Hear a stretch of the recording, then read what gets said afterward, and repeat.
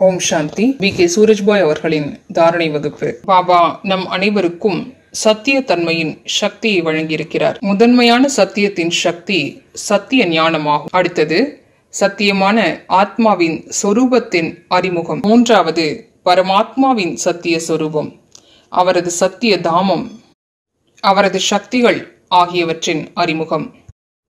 இந்த மூன்று மிகப்பெரிய சத்தியங்கள் நம்மிடம் இருக்கின்றன. இவற்றின் சக்தியும் நம்மிடம் இருக்க வேண்டும். சத்திய தன்மைக்கு மிகுந்த பலம் இருக்கிறது.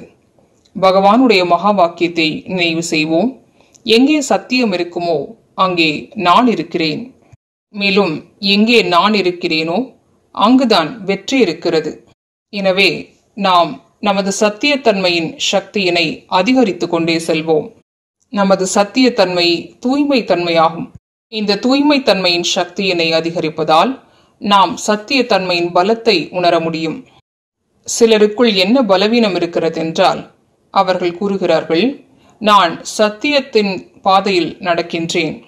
யாராவது சத்தியத்திற்கு புறம்பாக என்னிடம் நடந்து கொண்டால் நான் மனம் புண்படுகிறேன் என்கிறார்கள். நான் சத்தியத்தை மிகவும் நேசிக்கிறேன். என்னிடம் யாராவது பொய் பேசினால் எனக்கு மிகுந்த கோபம் வருகிறது என்கிறார்கள். இவை தவறாகும். நீங்கள் உண்மையில் சத்தியத்தை நேசிக்கிறீர்கள் என்றால் அந்த சத்தியத்தின் பலம் உங்களிடம் இருக்க வேண்டும். வெறும் சத்தியத்தை கூறுவதும் சத்தியத்தை கேட்பதும் மட்டும் போதுமானதல்ல. மேலும் கலியுகத்தில் எப்போதும் சத்தியத்தை எதிர்பார்க்கவும் முடியாது. ஒருவேளை சத்தியத்தன்மையின் காரணமாக உங்களது மனநிலை சீர்குலைந்து போகிறது, நீங்கள் அழுகிறீர்கள் என்றால் அது உங்களுடைய பலவீனமாகிவிட்டதல்லவா? என்றால் நீங்கள் சத்தியமாக இல்லை, அதாவது உங்களது சத்திய சொரூபத்தில் நிலைக்கவில்லை. உங்களிடம் சத்தியத்தின் பலம் இல்லை. உங்களை பற்றி யாரோ தவறாக பேசுகிறார்கள், எதிர்மறை தன்மையை பரப்புகிறார்கள் என்றால் நீங்கள் சத்தியமாக இருந்தாலும் குழப்பமடைகிறீர்கள், கலக்கமடைகிறீர்கள் என்றால், மக்கள் என்னை பற்றி என்ன கூறுவார்கள் என்று உங்கள் மனநிலையை நீங்கள் குலைத்துக் கொள்கிறீர்கள் என்றால் அதுவும் உங்களது சத்தியத்தன்மை இல்லை. சத்தியத்தன்மையின் சக்தி கொண்டவர் ஆடாது அசையாது உறுதியாக இருப்பார். நீங்கள் பொறுமையோடு இருக்க வேண்டும். எங்கே சத்தியத்தன்மை இருக்குமோ அங்கே வெற்றி அவசியம் கிடைக்கும். அங்கே சுயம் பகவான் இருக்கிறார். என்னை பற்றி ஆயிரக்கணக்கானோர் சத்தியமற்ற விஷயங்களை பரப்பினாலும் கூட நான் கலங்க மாட்டேன். என்னுடன் சுயம் பகவான் இருக்கின்றார் என்ற மனதைரியம் இருக்க வேண்டும். எனக்கே வெற்றி கிடைக்கும் என்ற நம்பிக்கை இருக்க வேண்டும். உங்களுக்கு இந்த நம்பிக்கை இல்லை என்றால் பாபாவுடைய சத்திய சொரூபத்தை நீங்கள் கண்டறியவில்லை என்று பொருளாகும். பிறர் சத்தியமற்ற விஷயங்களை கூறுகிறார்கள். உங்களது மனநிலை சீர்குலைந்து போகிறது, உங்களுக்கு கோபம் வருகிறது என்றால் இது சத்தியத்தின் சக்தியும் இல்லை, சத்தியத்தின் தெய்வீகத்தன்மையும் இல்லை, சத்தியத்தன்மையின் ஒளியும் உங்களிடம் இல்லை. ஏனென்றால் உங்களது கோபமானது சத்தியத்தின் ஒளியை சின்னாபின்னமாக்கி விடுகிறது. எனவே உங்களது மனநிலையை ஆடாது அசையாது உறுதியானதாக ஆக்கிக் கொள்ளுங்கள். பிறர் பொய் பேசினாலும் கூட நீங்கள் புன்னகைக்க வேண்டும். இதுவே உங்களது சத்தியத்தின் சக்தியாகும்.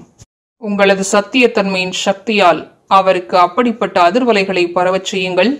அவர் உங்களை பற்றி பொய் தொடர்ந்து பேச முடியக்கூடாது. இதுவே சத்தியத்தின் சக்தியாகும். எனவே வாருங்கள், சத்தியத்தின் சக்தியை அதிகரிப்போம். எந்த அளவிற்கு நாம் ஆத்மஸ்வரூபத்தில் நிலைத்திருப்போமோ நமது சத்தியத்தின் சக்தி அதிகரித்து கொண்டே செல்லும். மேலும் எந்த அளவிற்கு நாம் தூய்மை தன்மையின் சக்தியை அதிகரிப்போமோ, பாபா மீது நம்பிக்கை வைப்போமோ, பாபாவை கண்டறிவோமோ, அந்த அளவிற்கு நமது இந்த சக்தி அதிகரிக்கும். இந்த சத்தியத்தின் சக்திதான் இவ்வுலகிலிருந்து போலியான தன்மையின் இருட்டை விரட்டியடிக்கும். எனவே சத்தியத்தில் நிலைத்து விடுங்கள். உங்களது சத்தியத்தன்மை உங்களை மிகுந்த பலவீனமானவராக ஆக்கிவிடக்கூடாது. உங்களது சத்தியம் உங்களை அழ வைக்க கூடாது. மாறாக ஆடாது அசையாத உறுதியானவராக ஆக்கிவிட வேண்டும். இதுவே உங்களது சக்தியாகும் என்று முழு நாளும் இஷ்ட தெய்வத்தின் சொரூபத்தை பயிற்சி செய்யுங்கள். நினைவு செய்யுங்கள், யாருக்கு கோவில்களில் அத்தனை வழிபாடுகள் நடைபெறுகின்றனவோ அது நானே ஆவேன். நான் பூர்வீகமான ஆத்மா ஆவேன். இஷ்ட தேவன் இஷ்ட தேவி ஆவேன். உங்களது அந்த சொரூபத்தை இமோட் செய்யுங்கள். நான் தடைகளை அழிக்கும் விநாயகனாவேன், அல்லது 8 கரங்களை கொண்ட தேவியாவேன். அசுரத்தன்மையை அழிக்கக்கூடியவளாவேன். அனைவரது சுபமான மன விருப்பங்களை பூர்த்தி செய்பவளாவேன். இவ்வாறு முழு நாளும் நமது இஷ்ட தெய்வ சொரூபத்தை பயிற்சி செய்வோம். ஓம் சாந்தி.